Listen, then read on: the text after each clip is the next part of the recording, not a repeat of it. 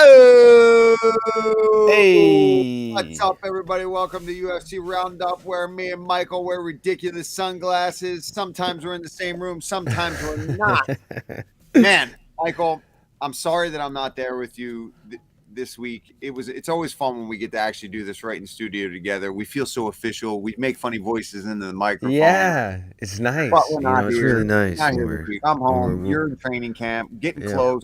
when we're in the studio So together. We usually talk like this. It's very quiet and Yeah, you got to get the after with microphone right up in with there and with just the after hours tone. some sweet tones. So anyway, Michael, how is training camp going? How's the body feeling? How's it responding? The body's feeling good. Oh man. Oh, camp's good, dude. Camp's good. I miss having you down here. But yeah, everything's coming together real nicely. Getting into that part of camp that's always a fun time. This is when it's like time to put the pedal to the metal, hit that last peak before we really start to maintain. yeah. This will most likely be my last week out here in Las Vegas, and then I'll go home and adjust my training time. Like usually when I'm out here, I hammer all my practices out during the day, and I know I'm fighting on the East Coast. So at home, when I'm at home, it's easier to adjust my training schedule and like start doing later practices, really start to simulate the fight. But I'm healthy and I'm happy. Paul, and how are you? How are things? How is it to be back home in Philadelphia? Oh my gosh! Well, first of all, it was great to be home. I was gone for a while with that training camp, straight into working. The event this past weekend, but I got a lot of good work in myself, um, and just ready to be home now. Miss the baby, Miss Ashling, who was just down here. You guys obviously got to see her trying to eat all my chips and guac. She took it all, by the way. Yeah. I'm left with no food. I'm starving, but good to be home. Good to be back on Roundup, though. Busy stretch for us with Roundup, which is good, man. I feel like we're in our rhythm again. These pay-per-views rattling off like that. 286 in London. The Yeah. rematch is this weekend, bro. I can't believe it's already here. The shot heard around the world. Bang. What? How did John say it? Head Pound kick for pound, bang. headshot dead. Yeah. Yeah, unbelievable. Sheesh. But they get to run it back. Yeah. Obviously, let's get right into the main event. Kamaru Usman is taking on Leon Edwards, but now Leon is the champion. Leon gets to defend the belt in London, big pay-per-view. The crowd there is insane. How much does that matter? Where is Kamaru Usman at? And what are your thoughts just overall on this matchup? Well, I love it. I mean, that was, one of the best, probably the best comeback of the decade, honestly. Yeah. Like, you're not going to see much better than that for a very long time. For the people that didn't watch the fight, to sum it up pretty briefly, it was one-way traffic for Kamaru Usman until literally, I think, right around 2 minutes left in the fifth round. Obviously, Leon gets the headshot, the kill shot, heard and seen around the world. He knocked out the pound-for-pound king, Kamaru Usman. When I think about, first and foremost, this fight deserves to be in London. Leon deserves to have his first title defense be in London. In Kamaru being the former champion that he is, he accepts those challenges. And I don't think the fact it's in England really is going to ruffle his feathers or rattle him at all. I think that he's going to take it in stride. He's been in so many big fights, so many big moments. I don't see him being in enemy territory really affecting him at all. He just has that kind of poise. And when you watch the countdown show, I like the way Kamaru sounded. I like the way he really took this loss in stride. And he did. in that knockout, man, that's the thing. That can change a fighter, not just from a physical standpoint, from damage, but like confidence. Getting knocked out like that when you've been on top forever, we have seen that be the beginning of the end for a lot of great champions, a lot of great fighters. And you can see the writing on the wall before the fight happens. But for Kamaru, I can just tell. You can just see it in his eyes. You can hear it in his tone of voice. That he's not shook. The last fight's not going to shake him. The enemy territory is not going to shake him. I think we're going to see one of the better versions we've seen from him in a long time, and that's a scary thing to say because he's been so dominant for so long. Do you think because of how it went down that he kind of, I don't even want to say let his guard down, right? I mean, it was really well timed. Like, he got caught with a beautiful shot. It happens in mixed martial arts. But do you think that his approach will be more wrestling heavy than it was in the first one? Because listen, Kamaru started to really have some polished striking, working with Trevor Whitman, starting to look good. Him and Gaethje got good thing going with Trevor in Colorado. He's starting to touch people up, beat people up on the feet. And then you get another striker like Leon Edwards, who, even though you're beating him up, you're taking him down, you're controlling the fight, just takes one moment for a striker of his caliber to find that kill shot, so to speak. You think he's going to rely super heavily on the wrestling? If so, will that change how he fights? Will it gas him out earlier with the crowd? Or do you think it's just going to be business as usual for tomorrow?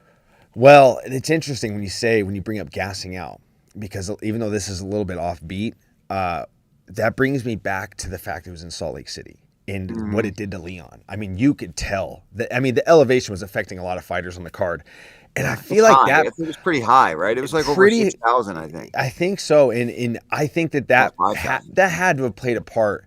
I mean, Leon had a good first round. I mean, he gets a takedown, takes the back. Then after that, Kamaru really starts to pick it up, and while he's putting this pace on him that Kamaru is known for, I think the elevation kind of messed with him a little bit too. And I think for Kamaru, I don't think he's going to change much. I don't think there's really anything to change at all. I think that it was a combination of a few things. I think it was definitely him starting to go from grabbing gears. Like if this was a race, Kamaru started grabbing gears first, second, third, fourth, fifth. And I feel like in the fifth round, he just stayed in fifth gear when he could have dropped to six and really kept the pace and kept the higher the pace you push in a fight, most of the time your awareness is higher. When you're pushing a pace, your awareness is higher. And I feel like he just didn't decide to grab that final gear. And unfortunately, that's just where the lapse in judgment came. And Leon hadn't really shown that strike the whole fight. Yeah. So I think for Kamaru, I think he's just going to stick with the same plan.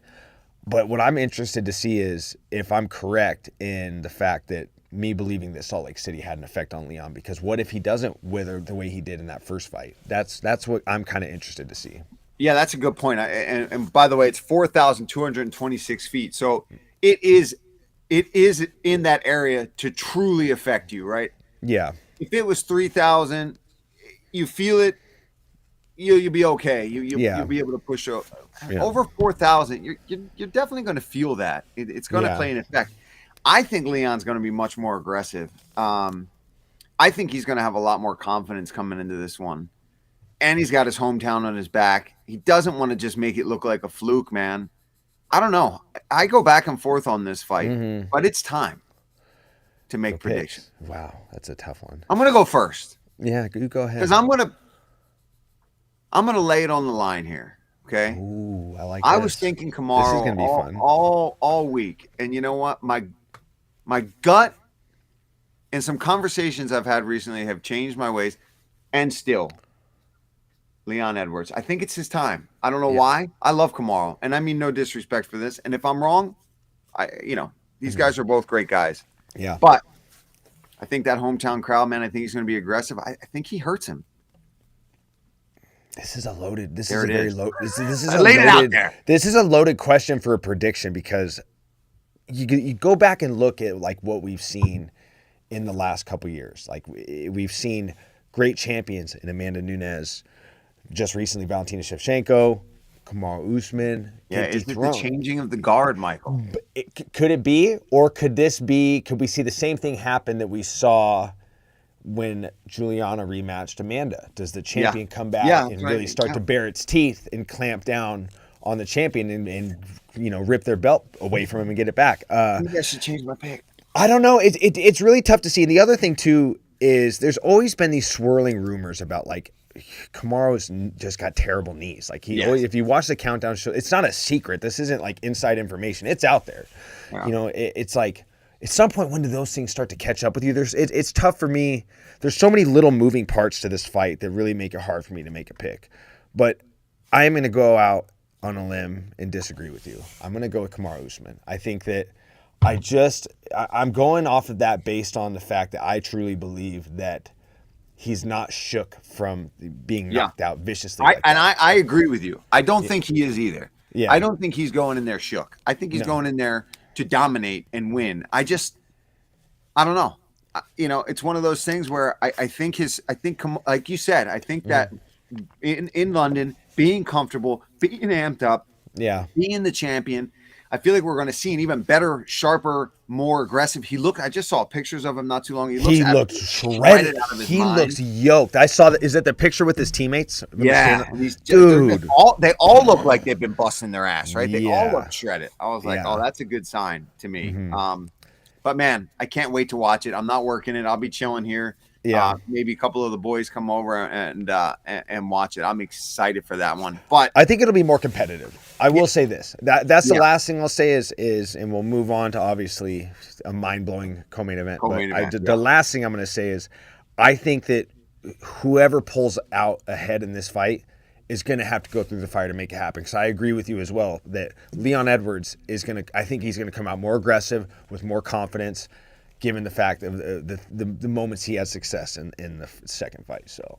Yeah, Next. and not only did he pull off the win late in the fight, but and have to go through a grueling fight at altitude with Kamaru, but now he's had almost 5 full rounds to make reads, to make adjustments, and to find that shot late.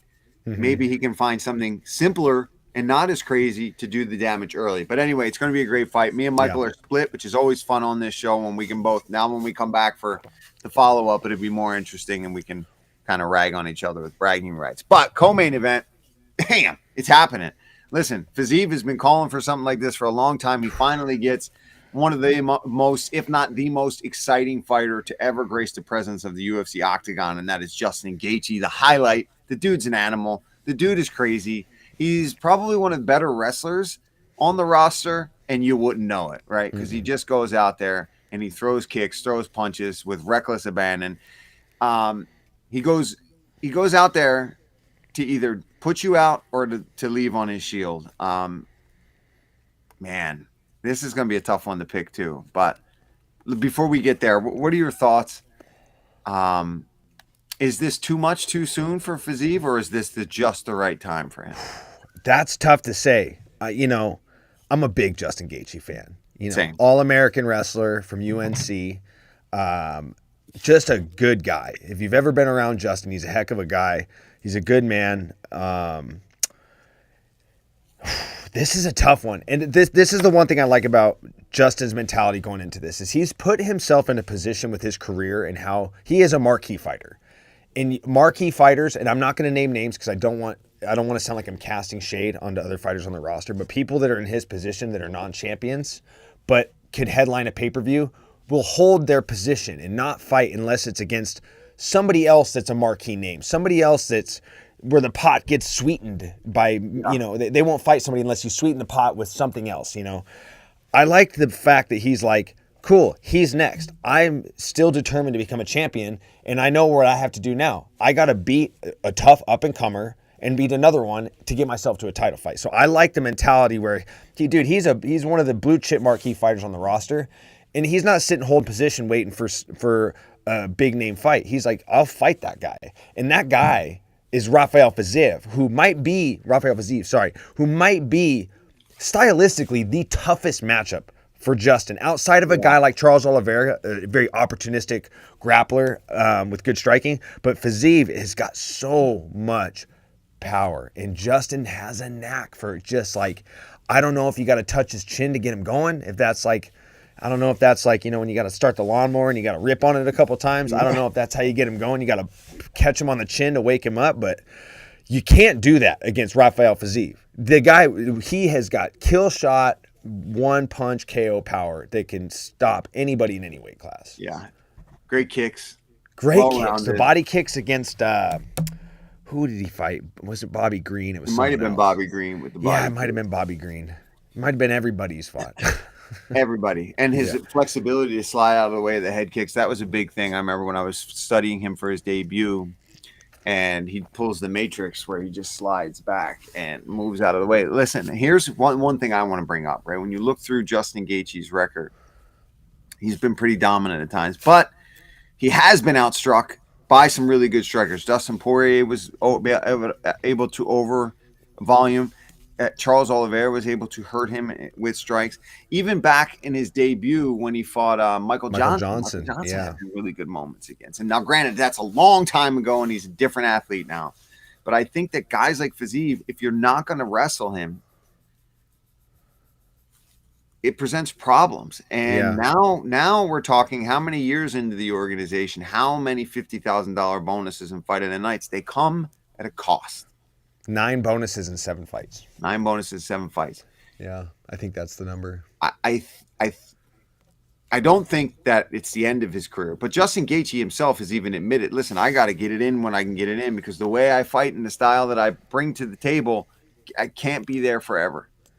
It's going to be short-lived. He's going to walk. I don't know, man. I don't want to jump to picks early, but I'm going Rafael Fiziev on this one. This is hard. This is a hard one because I think for Justin to win, Rafael. He's not Brazilian. What am I doing? Why am I trying? I'm so used to calling Rafaels Rafaels. I think that's why I had a tough time saying his last name, because I'm thrown off that it's Rafael Fiziev, and I'm like Rafael Fiziev. But for Justin to win, he's gonna have to survive getting hurt, because he does that in every one of his fights. So you have to just expect that he's gonna get touched, and he's got to get him tired, like we saw in the Bobby Green fight. Bobby Green, that's a good fight to bring up. Yeah. That is a good fight to bring up. While it's a different style, but it is like he did start to get tired. Bobby had a big momentum shift in the 3rd round to make it a close fight. A lot of people thought Bobby Green won that fight. I talked to Ruby, and of course he's just like, look, he took the Bobby Green fight short notice, like different guy, different fighter. But look, hey, you still have to look at that. Does he think for sure that obviously he thinks he can go and get him out of there? He thinks it's Fiziev. Just to piss Ruby off. He better, huh? Just to piss Ruby off, because I know he watches all the roundups. He's a diehard roundup fan. I'm going to pick Justin Gaethje. I like this. He's going to get so pissed at me. I'm only doing this to spite you, Danny. I'm sorry, buddy. Listen, no, that's and look, with both of these, again, I want to make it abundantly clear that it's not because I don't like both the main event and the co-main event. I'm fans of all of all of these guys. I am in the same boat. As is often the case, except for maybe 2 or 3 fighters on the roster where I'm like, all right, you're a piece of, you know what? This is not the case. I'm sure I can think of one of them you're a fan of, but yeah, he's on the card. But yeah, I just think that if the speed and the striking and the control is there for Fiziev, I think maybe not a finish. It's a 3-rounder. I feel like he might be able to get ahead. If Justin were to take him down and just even control and use any of his wrestling, I think it's a win. But I don't think that's going to happen. I think honestly, if Fiziev wins, it's going to be a finish. I think that if Fiziev wins, I just don't see him.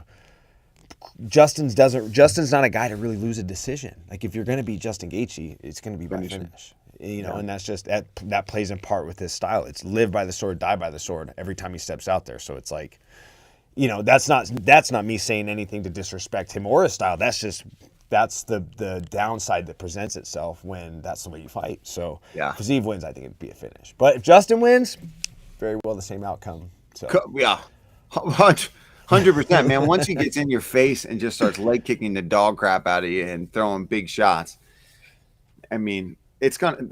I still wish I could have seen you and him fight. I know. Well, I still wish I could have seen that. My brain and body are probably pretty happy though that I didn't have to fight him. With that little smoldering ember in your soul, probably is like, that would have been. Oh man, that's one. There's many in the lightweight division that never were. They were not meant to be. My body saved me. My mind saved me from my body. Yeah. But this card is stacked, man. Yeah, we were just talking about some fights to bring up, and obviously one we brought up, Vettori and Dolidze. Dolidze's been on a roll lately. I think he's got 3 finishes in a row. Knee to Kyle Daukaus. Oh man, I love Kyle. To see that, it hurt my soul a little bit. Then Phil Hawes was that crazy. Was that the punches and then the Jack Hermanson? No. Hermanson was the calf slicer. Yes. God. How did Dolidze go from and I'm saying this with all due respect, he got his stride. This is a guy that hasn't been training MMA for more than 5 years. He's very, very green. He was pure grappler. And he went from just dull to like a dagger. Like this guy is so fun to watch. He's dangerous. He's got this 12-1, man. dual threat. 12-1. Yeah, you know, he didn't start fighting until his basically what he felt was his road ending for competitive grappling. Like he was like, screw this, I'm gonna go to MMA after things didn't go his way at ADCC. I believe he lost to Yuri Samoas and was like, yeah, I'm out here, I'm gonna go fight. And now he's found his stride, really putting it all together, and he's taking on Vettori, a guy that's challenged for the middleweight title. A tough out for anybody. I mean, Vettori's a guy very hungry. A win, because anytime he's coming off an L, he gets pissed off. Like that dude, whenever we interview him, even though he doesn't like me, I will admit that his title aspirations are as clear as day. Like that guy wants nothing more than to be the UFC champion. Yeah. And he trains as such, and he's committed as such. So yeah, I've been in the training room with him this camp too. Yeah, is he a grinder? Yeah, we've been going to wrestling practice, and he at the end of it, he's like, hey, let's go a couple rounds. I was like, God. He's a strong boy. He's a strong boy. But there's also this card's also. Me, I was like, what am I gonna do? He did get mad at you over the commentary thing, isn't it? Yeah. Everybody, I feel bad for you guys. Like, there's no right or wrong way to go about it. You're always gonna get flack from somebody. Somebody's gonna hate me, right? I mean, it's okay. I don't hate you. I don't like everybody. They don't all have to like me. I love you. I think you're great. I love you too. I got 2 daughters, so I mean, screw all these guys. I don't give a shit as long as they like me. There you go. And my wife. Oh wait, Marvin left Kings and is now training at the PI in Vegas. Oh, so he's maybe that was just for more training partners as well for Vettori. I think he wanted just a change up. Honestly, I think that he's been doing some training at Extreme, which I thought was kind of peculiar because Roman usually I saw him with Strickland. Yeah. Roman went to Thailand, and I feel like Vettori, I don't know if he came here to train in Vegas or if he was like, hey, I'll go to his former camp because I'm looking for a new place to train myself. But it makes things interesting. That's the one thing I'm very peculiar about with the Vegas training scene is like, God, guys come in and out. You don't know if people are spilling the beans. You know, I keep it tight. I keep my circle small. Yeah, that's how you got to do it. Yeah. But there's also a ton of prospects on this card. I feel like before we move on, because we got to talk Rob. Yeah, I mean, throw some names out there for people to watch. You know, I'm going to give a shout out to a couple of the females. Casey O'Neill taking on Jennifer Maia. Casey O'Neill, undefeated. Flyweight is popping right now for the females. Like you're talking, the belt just changed to Valentina. You got Casey in the mix. You got Aaron Blanchfield. Tatiana Suarez might stay in that weight class. So that's a Shark Tank at flyweight right now. And then speaking of another flyweight, Juliana Miller, tough champion from the most recent season of The Ultimate Fighter. She's been spending time training with my coach. She feels very well prepared to go into England and take on Dan Hardy's girlfriend, former employee of the UFC, as you all know, taking on Veronica Hardy and the Curtain Jerker. So a couple female flyweight prospects, and I felt that was very fitting because flyweight for the females is the hottest weight class right now. Lerone Murphy on the card, three wins in a row for him as well. Yeah. It's been a minute since I've seen him fight, and I'm a big fan of that kid. Before we even get to our 5 rounds, which we got a fun one for you guys in this one, we got to also talk this past weekend, man. Rob Walashvili, holy wrestling clinic. I mean, I think he broke the record on takedown attempts, and he landed. We'll have Morgan pull it up. Morgan, we need the takedown numbers. Yeah. And for people that don't know who Morgan is, Morgan Worth, she, if you didn't catch the last show, she's replacing the legendary Michael Ricci. So she is our new Ricci. Salute to Ricci. Love you, bro. Morgan, but when you get those numbers, that'd be much appreciated. Yeah, it was like 50-something or 60, and he landed at like 20. It was like crazy. Yeah. But to do what he did to Peter Yan, it made it look like Peter you got to look at his he's been on a skid. But there's so much more to it than the fact that he just hasn't gotten his hand raised. You look at the fight with Sean O'Malley, it's close, it's controversial. The second title fight with Aljo, the first fight, it's like, aside from the Sandhagen fight, it's like the one he's won in the middle of all this. Just a very weird results that go with these losses. But this one was like, Marab made it look like there has been a clear-cut, cookie-cutter way to beat this guy. Like, he just what have you guys been doing? He stuck him on his back foot and just, like, it was just takedown city, you know. And for Merab, I mean, I was around him for this training camp, and that guy, I mean, there's no fatigue. Like, there's times where you just got back, dude, stop training. Like, Yeah. give yourself a break. Like, Go you relax. are running yourself ragged. But yeah, that was impressive, man. That was really impressive. Attempted 49, nearly 2 per minute of fighting. To give people a little context to that, I'll say this as a grappler myself. There's nothing more Landed exhausting. There's nothing more exhausting than missing a takedown than getting one. When you exert effort to get a takedown and you get stuffed, it's deflating. Oh. You just, in Merab, I feel like it just like inflates him more. Like, it's like the polar opposite, you know. But it makes things interesting. I feel like we're strategy. I feel like we're back in that situation we were years ago when AKA was running the welterweight division, and it's John Fitch and Josh Koscheck saying, "Oh, we're not fighting each other," you know, even though we're teammates. And Mike Swick's out there saying, "Yeah, same thing," even though these guys are all taking up the top 5. Makes things very cloudy, I guess you could say, in the bantamweight division, with Merab basically being the clear-cut #1 contender and his main stablemate's the champ. So very interesting situation at flyweight. Or I mean bantamweight, sorry. It's tough. And you know, and Dana's made it clear, like, look, it's a mistake. You know, you can pass up these opportunities. You don't have to fight anybody, right? But I'll tell you what's going to happen. I can tell you right now. The fact that he's not going to, everyone's like, well, have him fight Chito Vera or Sandhagen, whoever wins. No, they're not doing that. They're going to stick him with Umar Nurmagomedov.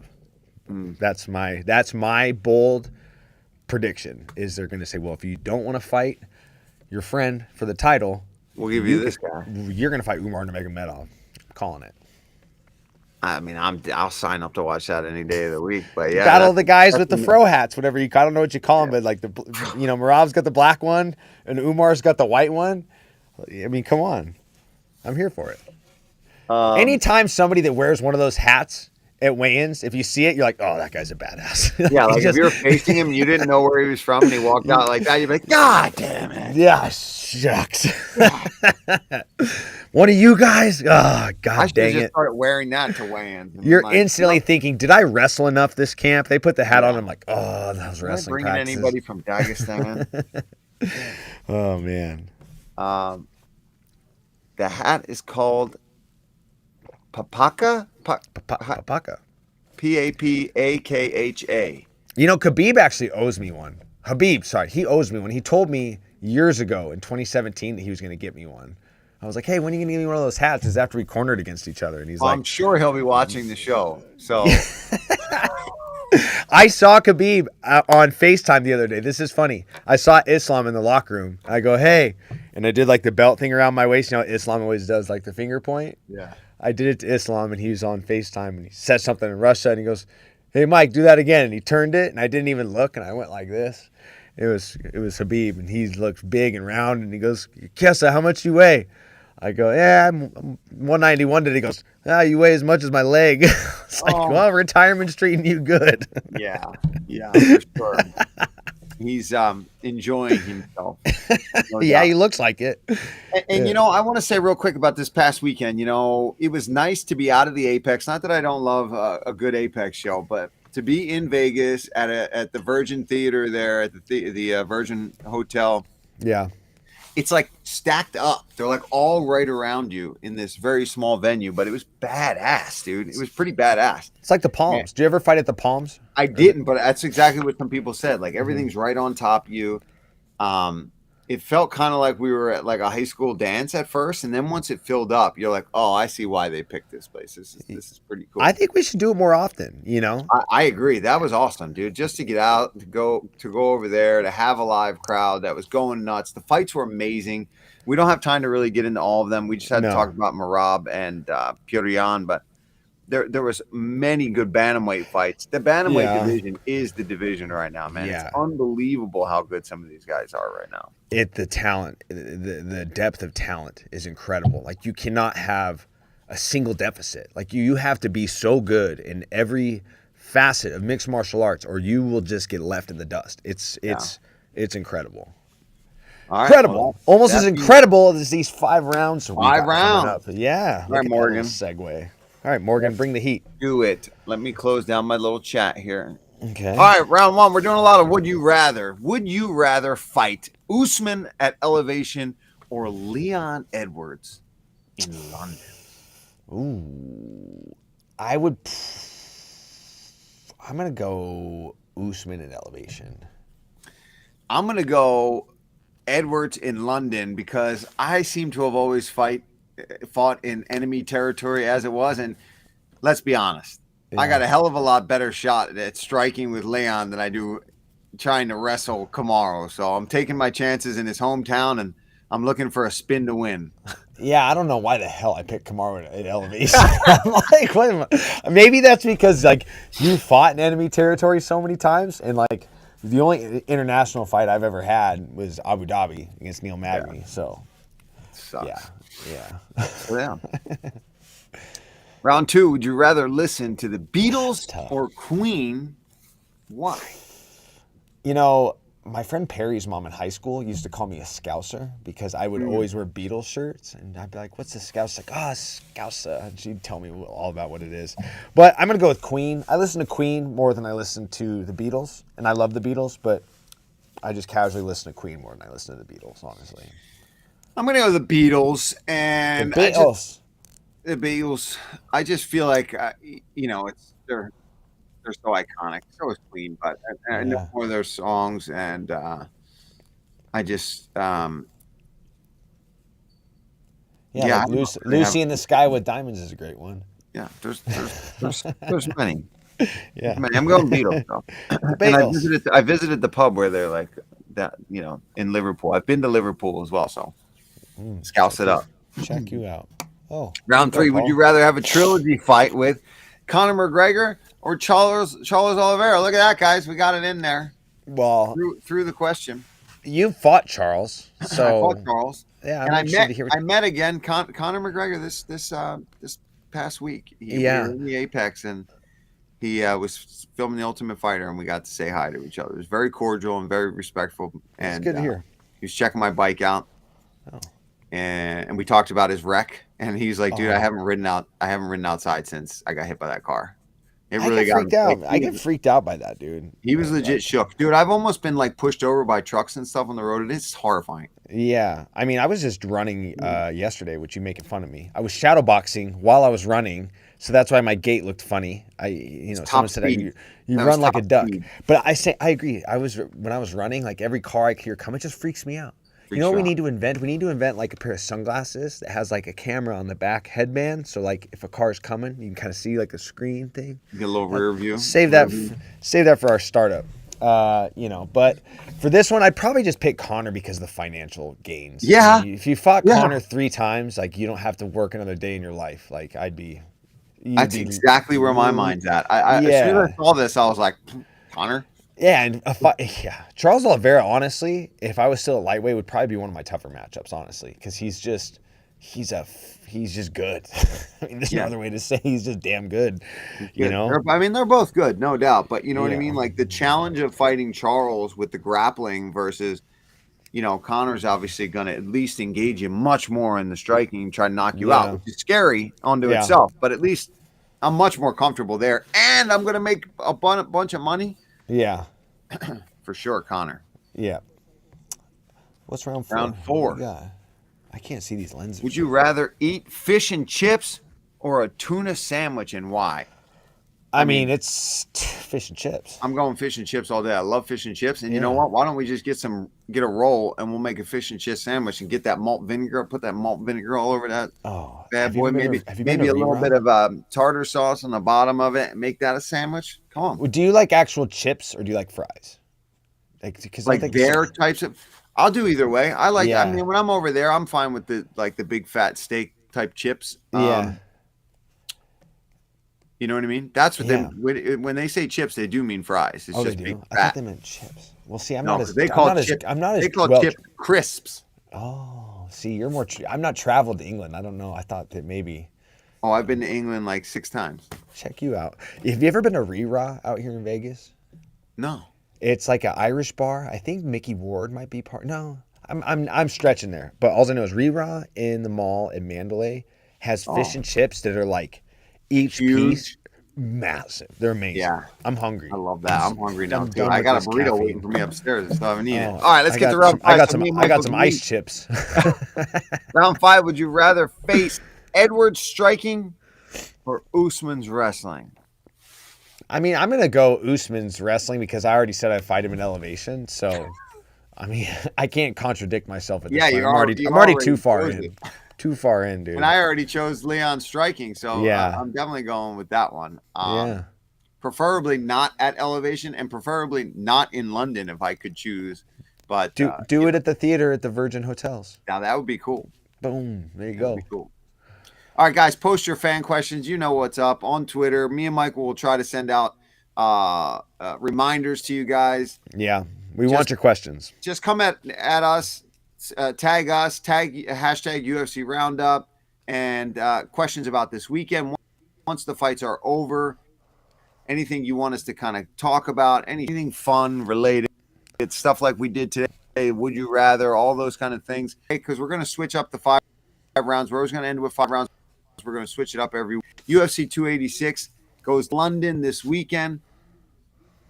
So it's an early pay-per-view for us. Yeah, so on the West Coast, it's 10 a.m. is the early prelims, and then I think the main card starts at 3 p.m. So I could be wrong. 6 but o'clock main card. I'm going to go out on a on limb the and East say Coast. this.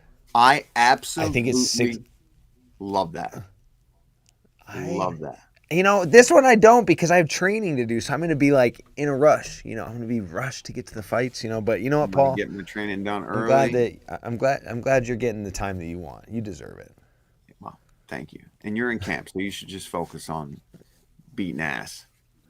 I just need to focus Beating on butt. beating ass and beating. I gotta stop. I made a comment on the broadcast this past weekend about somebody being stuck in a guillotine, bro. Yeah. And I was like, he's jerking it out. He's just jerking his head. You can tell. And everything I said to try to make it sound like I didn't mean that made it sound worse. And people were coming at me on Twitter like crazy. And I forgot that Volkov had already freaking fought Don. And I'm like, oh, that's the perfect matchup. Oh, you were on fire. These matchups after calling 13 fights. And I'm like, oh, I'm an idiot. Oh, anyway, UFC Roundup. I'm Paul Felder. He's Michael Chiesa. Peace out, peeps.